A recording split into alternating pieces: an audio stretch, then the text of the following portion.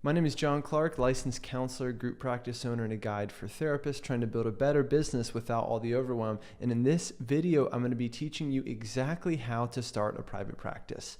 Let's dive in. Okay, so tip number one is to be honest with yourself. Do you really want to become a business owner? This is a question that I wish more therapists would ask themselves very carefully and very thoughtfully before they just dive right in headfirst into private practice. The reality is, becoming a business owner is not for everyone. There is a lot of stress involved and there's a lot of uncertainty involved. So I think your ability to tolerate uncertainty and to quickly adopt new skills and integrate new information has a lot to do with your ability to really succeed as a private practitioner. Just to give you an out here from the beginning, there's no harm in joining a group practice, working at an agency, a hospital, college counseling center, etc. So I think you just have to really be honest with yourself and think, am I ready to become a business owner? Am I ready to be on my own and to figure a lot of things out and be new at something? That being said, if you've answered yes to these questions, then let's move on. Tip number two is find some money or be willing to hustle a bit extra. I think this is a constant balance in private practice. The reality is most therapists or psychologists starting a private practice don't take out any sort of business loan. For what it's worth, I don't think you need to start a private practice. It's in general a very low overhead business, but that being said, I do think you need some meaningful amount of money to get started, mostly for the sake of marketing and advertising costs. On the other hand, if you're willing to hustle extra hard, do more things yourself, like build a website and get that website out there, then you're gonna probably be okay going into it without putting a lot of money into it in the beginning. Above everything else, you're going to have to be willing to spend money to make money. It's cliche, but it's very true in private practice as it is in any business. Number three, be okay with being new at something. This is something that a lot of therapists struggle with, and we know that a lot of our therapy clients struggle with it. So you really have to come into private practice having a beginner's mind and being okay with it. You're going to encounter a lot of things that you've never ever done before, and that's perfectly okay. But that has a tendency to create some overwhelm in a lot of therapists in private practice. You can think back to the time when you became a therapist in the first place and remember how difficult that journey was, especially in the beginning, right? Dealing with imposter syndrome, feeling really nervous before seeing clients, feeling lost, feeling like I'm not sure how to deal with an ambiguous situation, maybe dealing with a client who's suicidal for your first time. But you have to work through those moments in order to get to where you need to be next, right? In order to evolve as a clinician, you had to go through those moments of learning, of growing, of stretching yourself. And the same is going to be absolutely true for your success in private practice. Number four, set lofty goals. And I say lofty because I think a lot of therapists shoot way too low. I hear a lot of therapists starting in private practice and saying, well, I would just be happy if I could make $2,000 a month or $2,500 a month or $3,000 a month.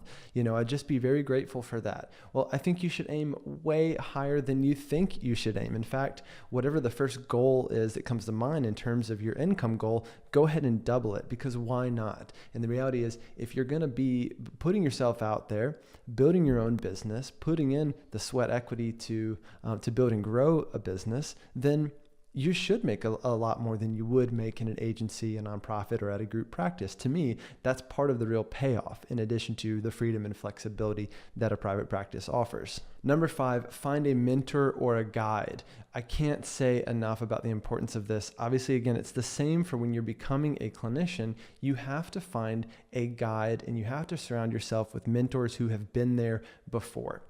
I've invested a lot of time and money into my own mentors, guides, coaches, consultants, etc. And every time that investment pays off tenfold.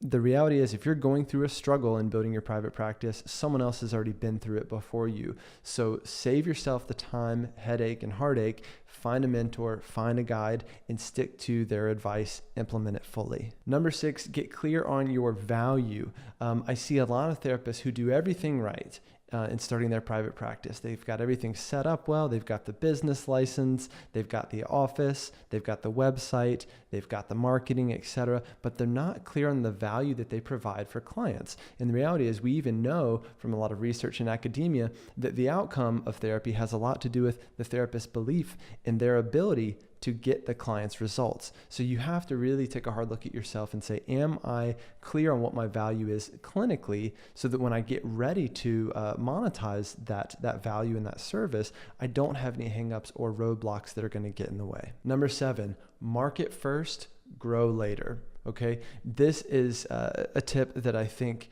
too many therapists are missing. What they do is they go in, they open an office, they get the business license, they get an accountant, they get a website, etc., but they have no clients. Without clients, you have no revenue. Without revenue, you have no business, right? A business is only a business if it has revenue and if that revenue is profitable, meaning you're generating more than you're spending, okay?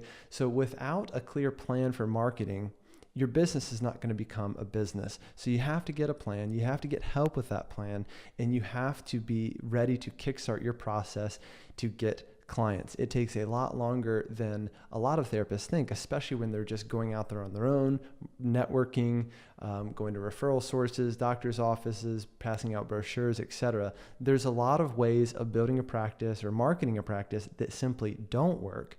On the other hand, there are a lot of ways to kickstart that process and building a practice a lot faster.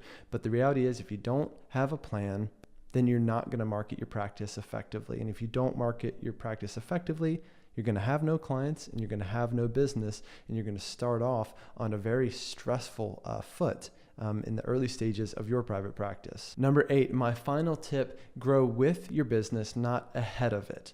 Okay, so a lot of therapists, what they do is they grow too fast. Like I mentioned in the last point, therapists grow too fast in terms of their expenses and too slow in terms of their revenue. Again, your revenue is completely attached to the number of clients that you can acquire and that you can see in the course of a given week. That is virtually the only way that a practitioner is usually making money in private practice, is sitting down with clients and seeing them in that clinical hour or assessment or whatever it is. So with that being said, you have to grow proportional to your business, meaning you have to grow proportional to the revenue of your business. You can't grow too fast, or you will create an incredible amount of stress for yourself early on. So again, grow proportional to your revenue. Stick to that tip, and I guarantee you're going to have a lot more success than most therapists out there in the early stages. So that's it. Those are my 8 tips on how to start a therapy private practice. I hope this has been helpful. If I can help you kickstart this process and do it without all the overwhelm, you can book a free call with me at thejohnclark.com. That's thejohnclark.com. Head to the website right now and click on Work With Me to book a call. See you next time.